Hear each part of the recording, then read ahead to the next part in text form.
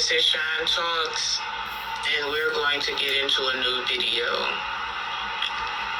Isaiah Harris, 13 years old, last seen January 9th, 2024. With this monster, Jarvis Butts, now 42.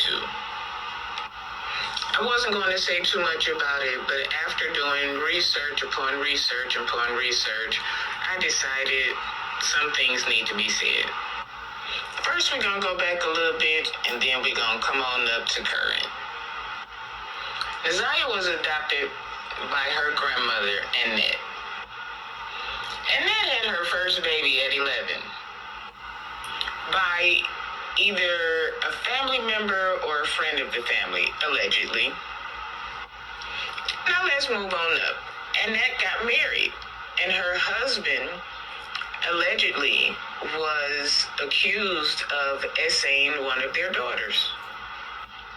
Now, we don't know if Zanaya's sibling was by the father, but her mother then gets pregnant at 13.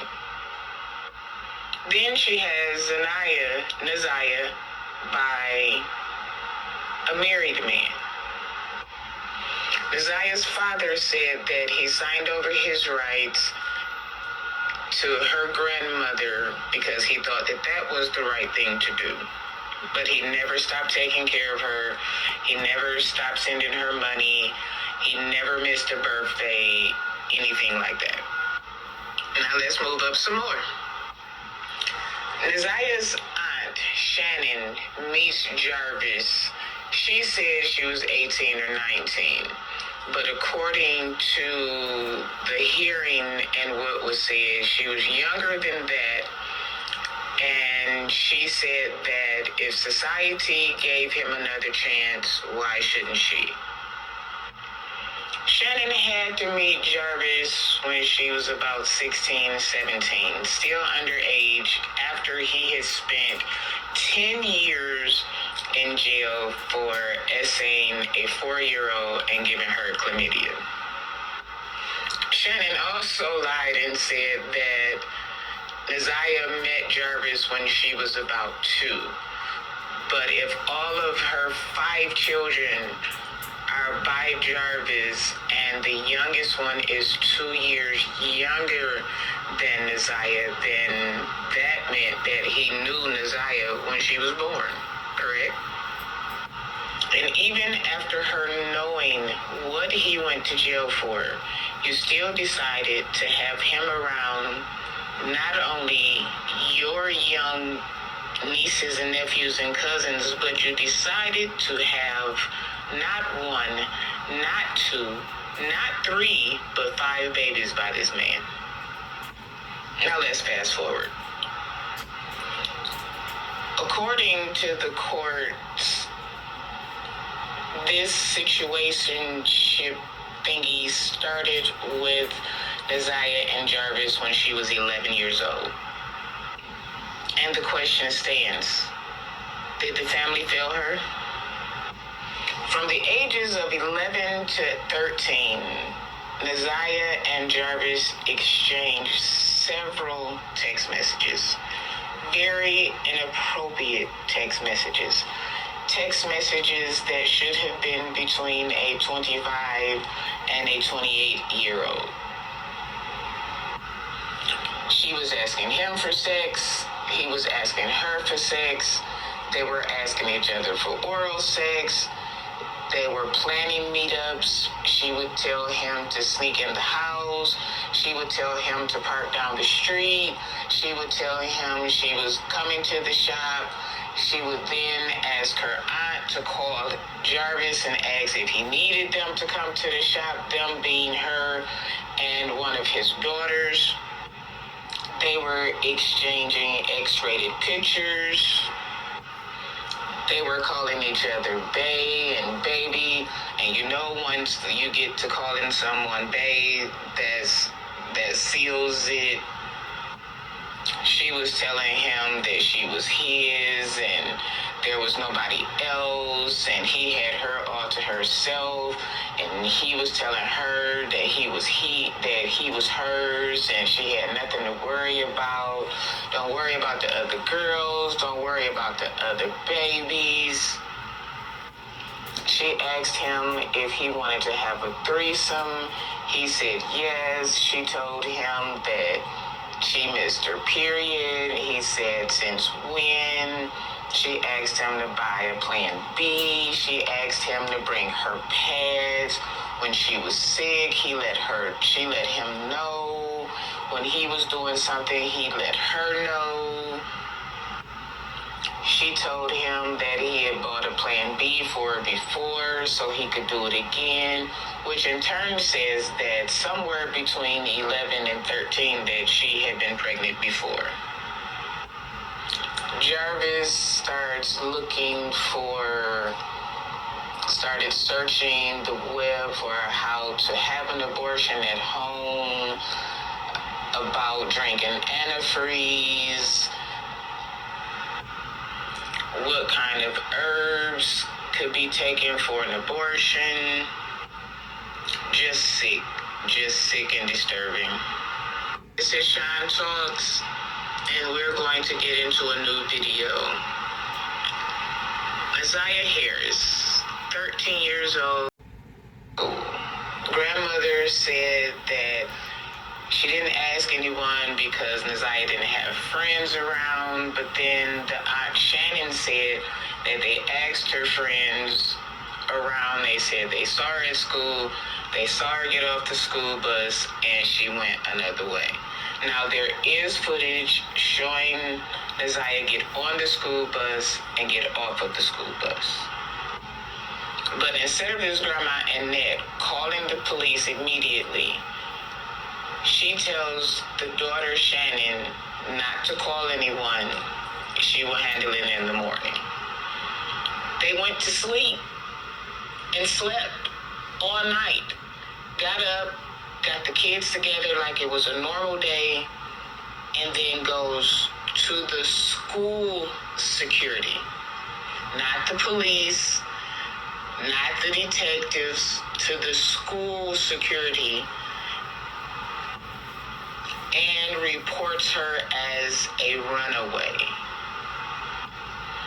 The Detroit police did not get the case until a month later.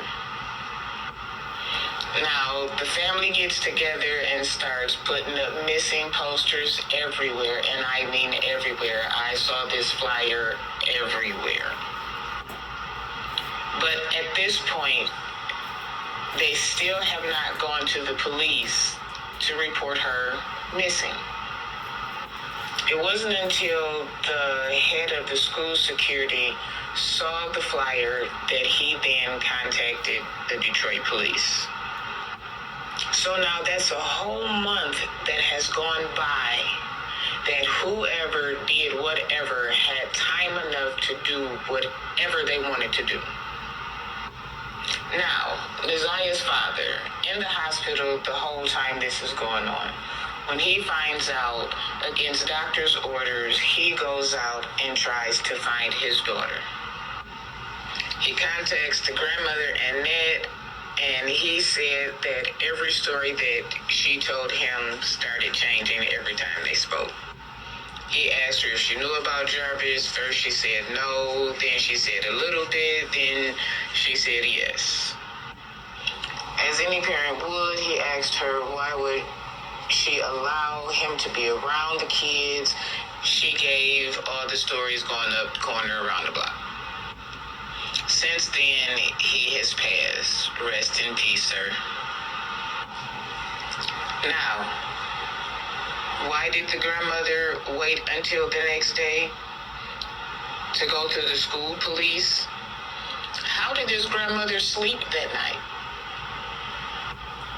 How did the aunt sleep that night? The grandmother never mentioned when she talked to the school, the counselor said that she was in the middle of the floor saying that she needed to talk to somebody.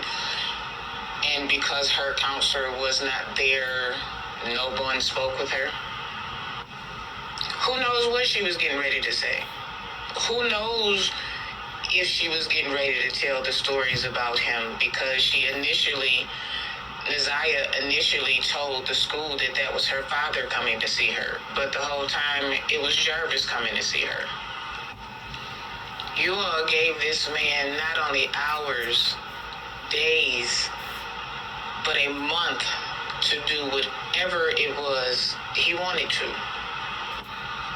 The monster, Jarvis Butts, picked her up not far from the school and not far from his job, took him with his partner to Ypsilanti, brought her back to his job. She sat there like a girlfriend, waiting for her boyfriend in the car, but like a kid, back and forth to the gas station, which is when Jarvis's sister saw her, and he said that that was his partner's niece. The detectives was able to ping his phone and saw everywhere that he went. And all along, this young lady, baby, was either in the back seat, already unalived, in the trunk, unalived. Nobody knows. But when the police searched the area where he was by his house, they found her clothes, her jacket, her shoes, all with not only her DNA, but his DNA. She had holes in the back of her hoodie that were consistent with knife wounds or blunt force object being used. According to the detective, she lost over 80% of her blood, which lets us know that she is most definitely deceased. Just sad. Heartbreaking. Not only that, to add fuel to this fire, the Aunt Shannon, to this day, is accepting calls from Jarvis, is going to visit Jarvis, and is putting money on Jarvis's books. What the hell? Mr. Jarvis Butts' hearing will start the end of January, and I hope they send him to jail, put him up under the jail, or better yet, put him in a pod with men who something has happened to their children, or in a pod with men who are there for life and never going to see their children, so they can really do something to him for doing something to this little girl who did not deserve this. She did not deserve this. Unfortunately, kids are a product of their environment. And with the environment that she was born in, it's sad to say that she was going to have a rough life. But nobody thought that it would end at the age of 13. Parents, watch your kids. Get in their business. Don't let social media raise them. Don't let these fast kids out here influence your child. Get in their phones. Ain't no locks. If you have to, put cameras up around your house so you can see when your kid is going in and out, and don't tell them. Like, we have to be protective of our children and who we have around our children. If you find out that new guy is around, find out his name, look him up on the registry list to make sure that this doesn't happen to anybody else's child. Thank you for watching. This is Shine Talks. Have a blessed day.